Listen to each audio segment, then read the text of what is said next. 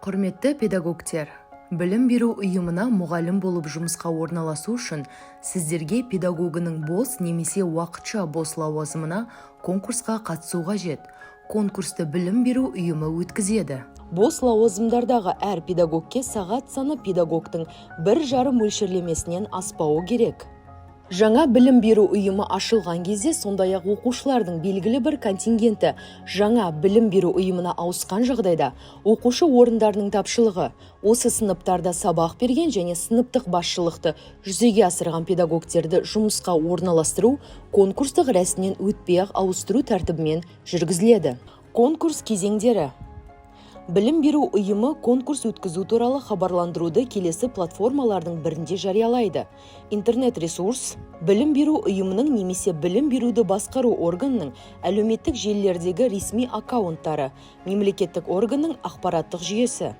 Білім беру ұйымы конкурстың өткізілетін күні мен орнын айқындайды және конкурс комиссиясын құрайды. Бұдан әрі конкурсқа қатысуға ниет білдірген кандидаттардан құжаттар қабылданады. Кандидаттардың құжаттары Қазақстан Республикасы Білім және Ғылым министрінің нөмірі 338 бұйрығы бойынша педагог лауазымдарының үлгілік біліктілік сипаттамаларымен бекітілген біліктілік талаптарына сәйкестікке қаралады. Конкурс комиссиясы қорытынды отырыс өткізеді. Конкурсқа қатысуға құжаттар 7 жұмыс күн ішінде қабылданады. Кандидат үшін құжаттар тізбесі. Конкурсқа қатысуға ниет білдірген кандидат конкурс хабарландыруында көрсетілген поштаға келесі құжаттарды электрондық немесе қағаз түрінде жібереді. Конкурсқа қатысу туралы өтініш, жеке басын куәландыратын құжат не цифрлық құжаттар сервисінен алынған электрондық құжат, идентификация үшін.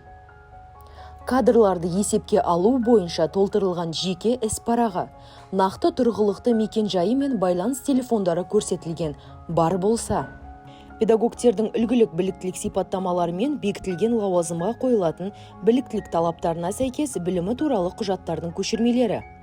Еңбек қызметін растайтын құжаттың көшірмесі бар болса.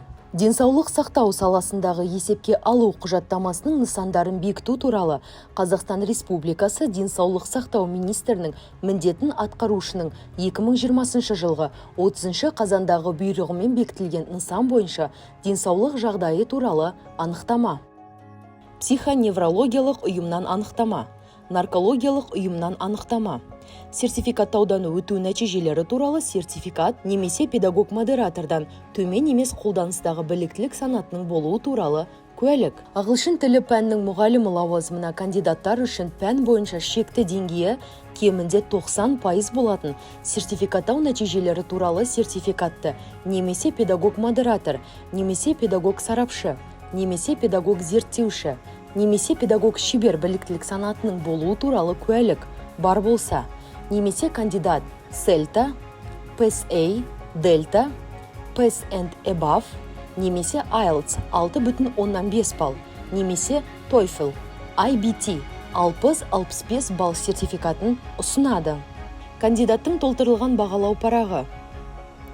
Тәжірибе жоқ кандидаттың бейне презентациясы кемінде 15 минут, ең төменгі ажыратымдылығы 720-480. Кандидат болған жағдайда біліміне, жұмыс тәжірибесіне, кәсіби деңгейіне қатысты қосымша ақпаратты, біліктілігін арттыру, ғылыми, академиялық дәрежелер мен атақтар беру, ғылыми немесе әдістемелік жариялымдар, біліктілік санаттары туралы құжаттардың көшірмелері, алдыңғы жұмыс орнының басшылығынан ұсыныстар ұсына алады. Тізбедегі көрсетілген құжаттардың біреуінің болмауы құжаттарды кандидатқа қайтару үшін негіз болады. Білім беру ұйымы кандидаттың құжаттарын қабылдағаннан кейін 3 жұмыс күні ішінде сыбайлас жемқорлық, қылмыс және немесе қылмыстық құқық бұзушылық жасағаны туралы мәліметтердің болуы не болмауы туралы Қазақстан Республикасы Бас прокуратурасының құқықтық статистика және арнайы есепке алу комитетінің ақпараттық сервис арқылы құқықтық статистика және арнайы есепке алу жөніндегі уәкілетті органға немесе оның аумақтық бөлімшелеріне, сондай-ақ педагог мәртебесі туралы заңнаманы бұзу туралы сұрау салуды, білім беру саласындағы сапаны қамтамасыз ету аумақтық департаментке жолданады.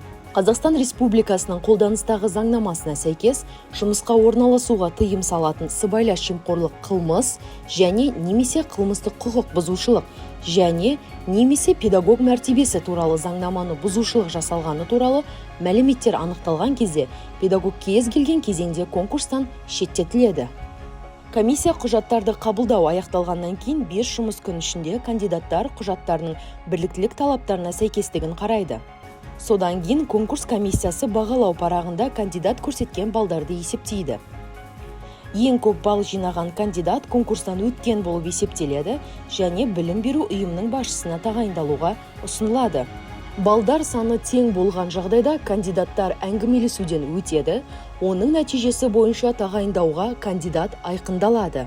Педагогтердің үлгілік біліктілік сипаттамаларымен бекітілген және конкурстық комиссияның оң қорытындысын алған біліктілік талаптарына сәйкес келетін кандидатпен білім беру ұйымының басшысы еңбек шартын жасасады және жұмысқа қабылдау туралы бұйрық шығарады. Конкурс нәтижелері кандидатқа электрондық поштасына жіберіледі немесе өтініште көрсетілген телефон нөмірі арқылы хабарланады. Құрметті педагогтер, мектепке жұмысқа орналасу кезінде сәттілік тілейміз.